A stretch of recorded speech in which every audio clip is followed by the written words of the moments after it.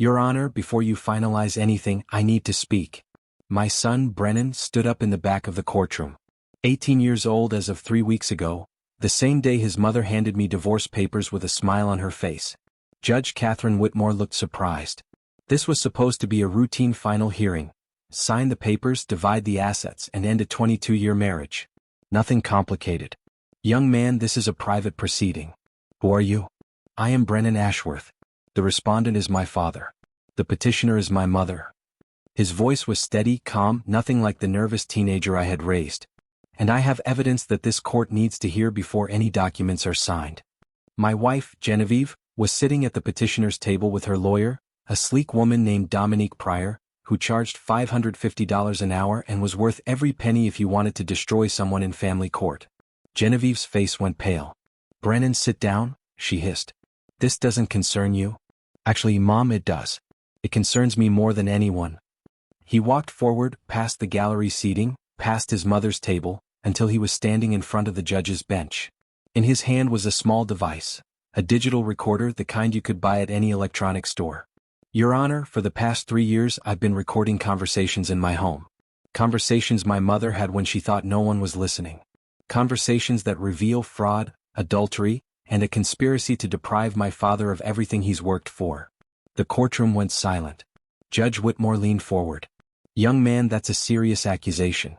Do you understand the implications of what you're saying? Yes, ma'am. I've had 3 years to understand them. Brennan, stop this right now. Genevieve was standing, her composure cracking. Whatever you think you heard. I didn't think I heard anything, Mom. I recorded it. Hours of it. Dates, times, names, amounts, everything. He held up the recorder. Do you want to tell Dad the truth, or should I play it for everyone? Genevieve looked at me, at the judge, at her lawyer, at the bailiff standing by the door. Then she ran. She actually tried to run, grabbed her purse and bolted for the side exit like a criminal fleeing a crime scene. The bailiff caught her in 3 steps, grabbed her arm and pulled her back. Ma'am, you need to return to your seat. Let go of me. This is ridiculous. My son is lying. Ma'am, sit down. He guided her back to the petitioner's table. She was shaking now, all the polished confidence gone. The mask had slipped, and underneath was something desperate and ugly. Judge Whitmore looked at Brennan with new interest. I think you'd better tell me what's on that recording, Mr. Ashworth. Brennan pressed play, and my entire marriage unraveled in front of me. Let me go back to the beginning. My name is Duncan Ashworth. I'm 51 years old. I've lived in Chattanooga, Tennessee for most of my adult life, working as a mechanical engineer at a manufacturing company that makes industrial equipment. Nothing glamorous but steady work with good benefits. The kind of job that lets you buy a house, raise a family and plan for retirement. I met Genevieve Traz in 1999 at a friend's wedding. She was 23, beautiful, working as an administrative assistant at a law firm downtown. I was 26, recently promoted, feeling like I finally had my life together. We dated for 18 months, got engaged, and got married in the summer of 2001. For the first few years things were good. Or I thought they were good. Genevieve wanted a nice house, so we bought one. She wanted to stay home when Brennan was born in 2005, so we made that work on my salary alone. She wanted private school for our son, so I worked overtime to afford tuition. I gave her everything she asked for, everything I could provide, and apparently, it was never enough. The first time I suspected something was wrong was in 2018. Brennan was 13. I came home early from work one day and found Genevieve on the phone in the bedroom, speaking in a low voice that stopped the moment she saw me. Who was that? Just my sister. But her sister lived in Oregon and we had caller ID. The number on the phone wasn't her sister's. I let it go. Told myself I was being paranoid. Told myself that after 17 years of marriage, I should trust my wife. I was a fool. The signs were there looking back. The new clothes I didn't remember her buying, the evenings out with girlfriends that seemed to happen more and more frequently, the way she would tilt her phone away from me when texting, like she had something to hide. But I didn't want to see it. Didn't want to believe that the woman I had built my life with was lying to me. So, I buried my suspicions and kept working, kept providing, kept being the reliable, steady husband she apparently found so boring. Then came Brennan's 18th birthday, March 15, 2023. We had a small party at the house. Family, a few friends, cake and presents. Brennan was heading to college in the fall, having been accepted to Georgia Tech for engineering like his old man. It should have been a celebration. Instead, it was an ambush. After the guests left, After Brennan went to his room, Genevieve sat me down at the kitchen table. Duncan, I want a divorce. Just like that. No build-up, no warning, no attempt to work things out. What? I'm not happy. I haven't been happy for years. And now that Brennan is 18, I don't have to pretend anymore. Pretend? Genevieve, what are you talking about? She smiled. Not a sad smile, not a conflicted smile, a triumphant smile. I've been planning this for a long time, Duncan. Waiting until Brennan was an adult so custody wouldn't be an issue. Now I can finally have the life I deserve. The life you deserve? I've given you everything. You've given me a boring house in a boring city with a boring husband who works all the time. That's not a life. That's a prison sentence. She slid papers across the table. Sign these. My lawyer says if we do this amicably, it'll be faster. I looked at the papers, at the woman I had loved for 22 years, at the stranger sitting across from me. I need time to think. Think all you want, but I'm done, Duncan. I'm finally done. She got up and walked away, left me sitting at the table with divorce papers and a shattered heart. That's when Brennan came downstairs. Dad, are you okay? Your mother wants a divorce. He sat down across from me. His face wasn't surprised, it was resigned, like he had been expecting this. I know, Dad. I've known for a while. What do you mean? He looked toward the stairs, making sure his mother wasn't listening. There's something I need to tell you. Something I should have told you a long time ago. But I need you to trust me and not do anything until the time is right. Brennan, what are you talking about? I've been recording Mom, Dad. For 3 years. I know everything she's been doing, everything she's been hiding. He pulled out his phone, showed me a folder, hundreds of audio files dated and labeled. When you go to court, I'm going to destroy her. But we have to do this right. We have to let her think she's winning until the very end. I stared at my son, this 18-year-old boy who had apparently been building a case against his own mother for 3 years. Why? Why would you do this? Because she's been lying to you, Dad. Lying and stealing and cheating, and someone had to protect you. That night, Brennan told me everything. And what I learned made me sick. The affair started in 2016. His name was Marshall Kendrick, a partner at the law firm where Genevieve had once worked back before we were married. They had reconnected at some charity event, exchanged numbers and started meeting for lunch. Then for more than lunch. Brennan discovered it by accident when he was 12. He came home from school early one day, sick with a stomach bug, and heard voices from the master bedroom. His mother's voice and a man who wasn't his father. He didn't confront her. Didn't tell me. Instead, he started paying attention. I was just a kid, he told me that night. I didn't know what to do. I thought maybe it was a one-time thing, maybe she would stop. But she didn't stop. She just kept going. By the time he was 15, Brennan had started recording. He used his phone at first, leaving it hidden in common areas of the house when Genevieve thought she was alone. Then he bought a proper digital recorder, small enough to hide anywhere. He captured phone calls, conversations with Marshall, conversations with friends where she bragged about her double life, and conversations with her lawyer about the divorce she was planning. 3 years of evidence, hundreds of hours of recordings. She talks to herself sometimes, Brennan said, when she thinks no one is home. She'll rehearse what she's going to say to you, how she's going to spin things. I recorded all of it. Why didn't you tell me sooner? Because you would have confronted her and she would have denied everything. It would have been your word against hers, and her lawyer would have torn you apart. He shook his head.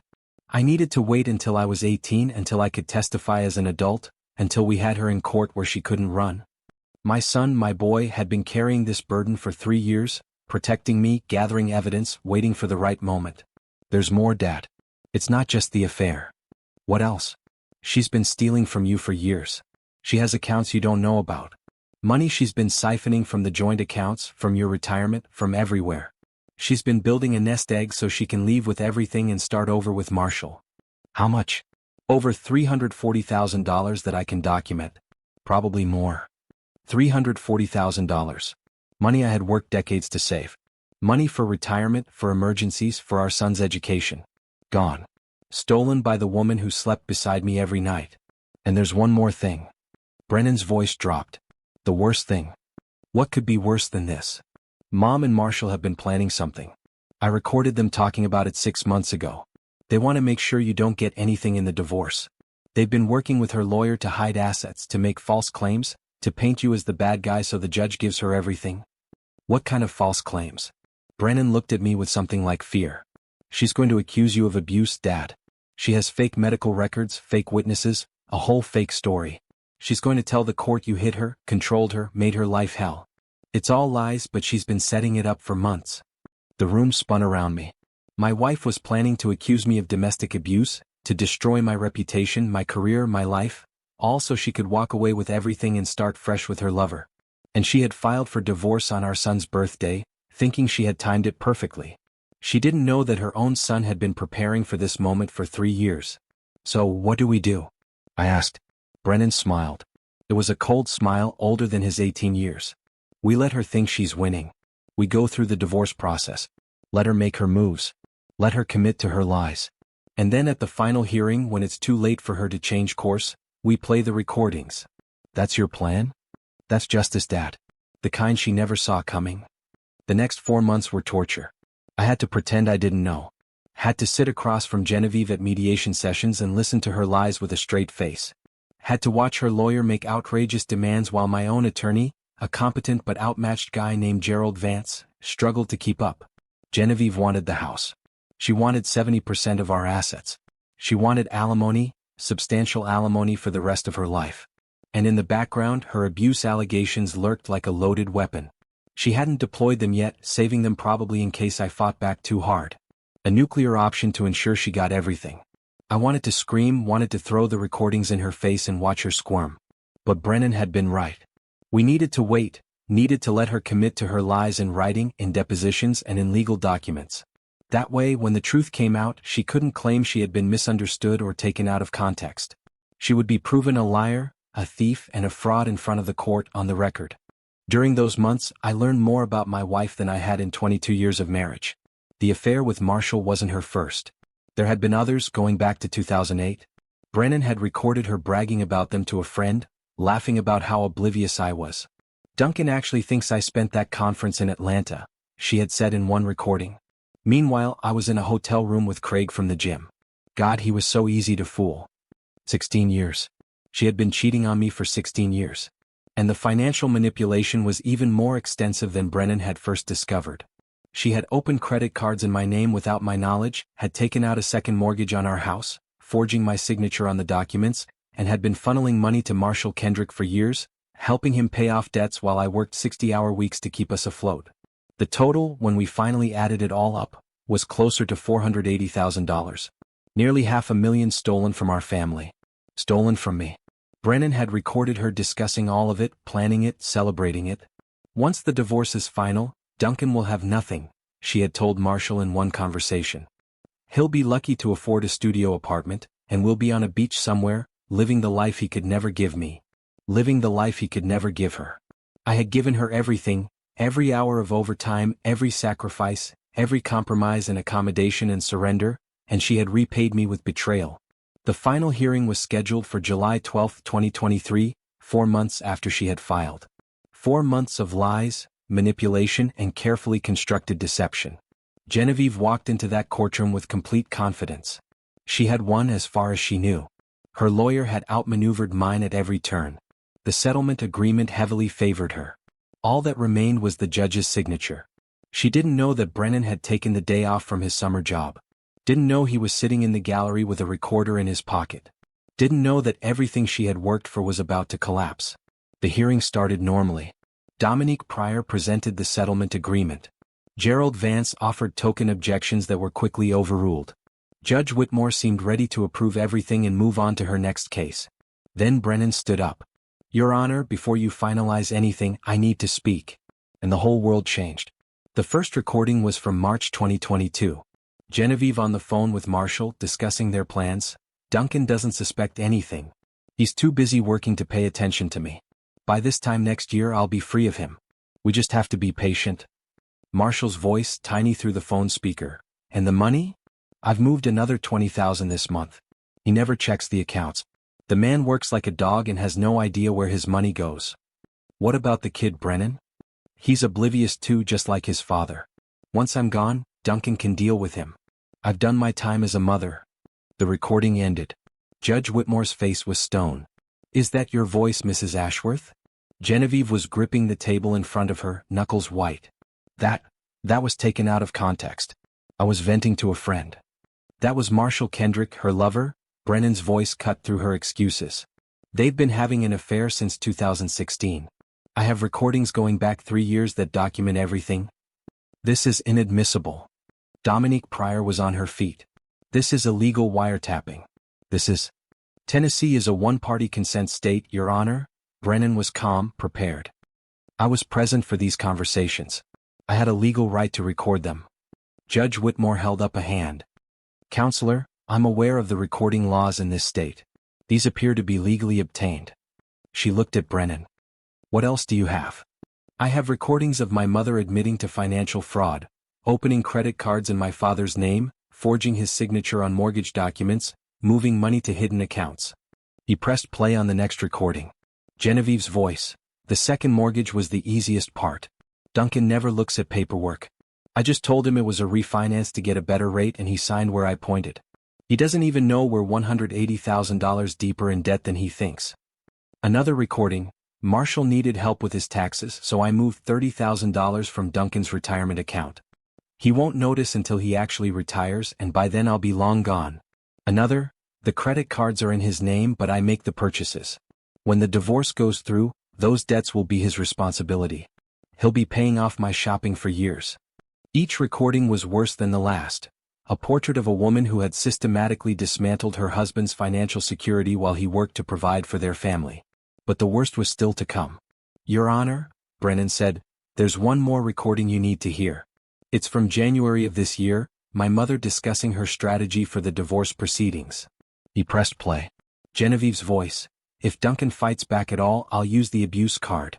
I've already laid the groundwork. Fake medical records showing bruises, statements from friends who will claim they saw him be controlling. Dominique says it's foolproof. Marshall, will the court believe it? Genevieve, courts always believe the woman, especially with documentation. By the time we're done, Duncan will look like a monster. He'll be lucky to get visitation with his own son, let alone any assets. Marshall, what if Brennan says something? Defends him? Genevieve, Brennan will do what I tell him. He's always been closer to me anyway. And if he doesn't cooperate, I'll tell the court he's been manipulated by his father. Parental alienation. I have that angle covered too. The recording ended. The courtroom was absolutely silent. Judge Whitmore's face had gone from neutral to thunderous. Mrs. Ashworth, you were planning to make false accusations of domestic abuse against your husband? Genevieve was crying now, real tears, ugly tears. The tears of someone who has been caught. I was scared. I didn't know what else to do. You were planning to fabricate medical records? Suborn perjury from witnesses? Commit fraud upon this court? It was just talk. I never would have actually. I have the fake medical records. Brennan held up a folder. I found them in her desk 2 months ago. Photocopied everything. Statements from 3 of her friends, all describing incidents of abuse that never happened. A falsified report from a doctor who was paid to create fake documentation. He handed the folder to the bailiff, who passed it to the judge. Judge Whitmore reviewed the documents, her expression growing darker with each page. Mrs. Ashworth, these documents describe injuries that required hospital treatment. Treatment that would be documented in official medical records. Can you explain why these hospital records have different formatting than actual records from this institution? Can you explain why the doctor listed doesn't appear in any medical database I can access? Can you explain why you were planning to present fraudulent evidence in my courtroom? Genevieve had no answer. She looked at her lawyer. Dominique Pryor was already gathering her files, distancing herself from her client. Your Honor, I had no knowledge of any fraudulent documentation. My client assured me. We'll discuss your involvement later, Counselor. Judge Whitmore turned to the bailiff. Please ensure Mrs. Ashworth does not leave this courtroom. I'm calling a recess to contact the district attorney's office. What I've heard today suggests multiple criminal offenses, including fraud, perjury, identity theft, and conspiracy to make false statements to a court. The bailiff moved to stand beside Genevieve, and that's when she tried to run. She actually bolted, knocking over her chair, shoving past her lawyer, making a desperate dash for the side exit. She made it about 10 feet before the bailiff caught her. Ma'am, you need to stay calm. Let me go. This is a setup. My son is lying. Ma'am, sit down, the bailiff's voice boomed, cutting through her hysterics. I'm not going to prison. This isn't fair. It took the bailiff and a court security officer to force her back into her seat. She was sobbing now, mascara running down her face, all the polish and poise stripped away. This was the real Genevieve. The woman beneath the mask. Desperate, selfish, ugly. Judge Whitmore watched the scene with undisguised contempt. Mrs. Ashworth, your behavior is noted for the record. This court is in recess. When we reconvene, we will discuss the complete restructuring of this divorce settlement, and you will be meeting with law enforcement regarding potential criminal charges. She banged the gavel. The hearing was over, but the consequences were just beginning. The next 6 months were total chaos. The district attorney's office opened an investigation into Genevieve's activities, and the evidence was overwhelming. It wasn't just Brennan's recordings. It was the financial records, the forged documents, and the testimony of witnesses who had been recruited to lie. She was charged with 17 counts of various offenses: fraud, forgery, identity theft, perjury, conspiracy, and attempted subornation of witnesses. Her lawyers tried to negotiate a plea deal, but the DA wasn't interested. She was going to destroy an innocent man's life with false abuse allegations. The prosecutor told the press, "She doesn't get to walk away from that." The trial lasted 3 weeks. Brennan testified for 2 full days, playing recording after recording, explaining how he had gathered the evidence, and describing what it was like to watch his mother betray his father for years while pretending everything was normal. "I knew my dad would never believe me without proof," he said on the stand. He loved her too much. He trusted her completely. The only way to save him was to document everything and wait for the right moment. "And you carried this secret for 3 years?" the prosecutor asked. "Yes, sir." "That must have been difficult." "It was," Brennan replied. "But my dad spent 22 years working to give us a good life. The least I could do was spend 3 years protecting him." I cried when he said that. Sitting in the gallery watching my son testify against his mother, I cried without shame. This boy I had raised, this young man who had seen his family crumbling and instead of looking away had done something about it, he had saved me. Genevieve was convicted on 14 of 17 counts. The judge sentenced her to 8 years in state prison, with the possibility of parole after 5. In the civil proceedings that followed, the divorce settlement was completely restructured. I got the house. I got 75% of the remaining assets. I also got official documentation of all the money she had stolen, which would be used to calculate restitution payments for years to come. The co-conspirators faced their own downfalls. Marshall Kendrick, named as a co-conspirator in several of the financial crimes, he lost his partnership at the law firm. His wife divorced him the moment she found out about the affair. Last I heard, he was working at a strip mall legal clinic, handling traffic tickets and small claims. The friends, the ones who had agreed to provide false testimony about the abuse, were charged with conspiracy to commit perjury. Most received probation, but their names were splashed in the papers, their reputations ruined. The doctor, the one who had created the fake medical records, lost his license and faced his own criminal charges. Last I heard, he was working as a pharmaceutical sales rep in another state. Everyone who had helped Genevieve try to destroy me faced consequences. Justice. Real justice. The kind you rarely see in divorce proceedings. And it all happened because an 18-year-old boy refused to let his mother get away with it. Brennan started at Georgia Tech that fall. I drove him down to Atlanta, helped him move into his dorm, and met his roommate. It was normal father-son stuff, the kind of thing I had been looking forward to for years. But nothing felt truly normal anymore.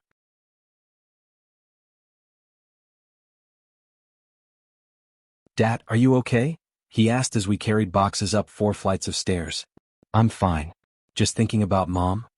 I set down the box I was carrying and looked at my son, this young man who had grown up too fast, who had carried burdens no teenager should have to bear. "I'm thinking about you, about what you did, about the 3 years you spent gathering evidence while pretending everything was normal." "I did what I had to do," he shrugged. "You shouldn't have had to do anything. You were a kid. It wasn't your job to protect me." "Maybe not, but someone had to," he said quietly. "And I was the only one who knew the truth." "How did you handle it? All those years knowing what she was doing, seeing her lie to my face every day." Brennan was quiet for a moment. "It was hard. Really hard. Some days I wanted to just tell you everything, blow it all up, and deal with the consequences." He shook his head. "But I knew that wouldn't work. Mom's smart. She would have talked her way out of it, made me look like a troubled kid with problems. The only way to beat her was to have undeniable proof. 3 years is a long time to keep a secret." "Yeah, but you're worth it, Dad." I hugged him, holding on longer than I probably should have. I don't know what I did to deserve a son like you. You showed up every day, he said, pulling back to look at me. You showed up. You worked hard. You provided for us. You never complained. Even when Mom treated you like crap, you kept trying to make things work. You're a good man, Dad. You deserve better than what she gave you. I just wanted to make sure you got it. We finished moving him in, had dinner at a restaurant near campus, and said goodbye in the parking lot with promises to call every week.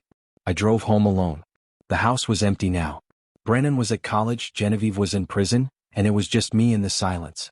But it wasn't a sad silence. It was peaceful, clean. For the first time in years, I didn't have to wonder what secrets were hiding in my own home. The truth was out, the lies were exposed, and I was finally free. 2 years have passed since that day in the courtroom. I'm 53 now. I'm still working at the same company, though I've cut back to 40 hours a week. Turns out I don't need to work 60 anymore when I'm not funding my wife's secret life. I sold the house last year, too many memories, too many ghosts.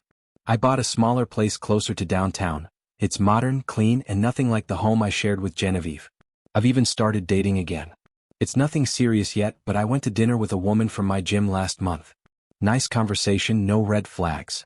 We're meeting again next week. Baby steps. Brennan is thriving at Georgia Tech. He made the dean's list both years and has an internship lined up at an engineering firm in Atlanta for the summer. He's going to be okay. Better than okay. We talk every Sunday and he tells me about his classes, his friends, and the girl he's been seeing, normal college kid stuff. The kind of conversations I always hoped we'd have. Sometimes we talk about his mother. She's up for parole next year, having served 3 years of her 8-year sentence. Good behavior, apparently. A model prisoner. The parole board sent me a letter asking if I wanted to make a statement. I haven't decided yet. Part of me wants to let it go. She's been punished. She lost everything, her freedom, her reputation, her son. What more can I ask for?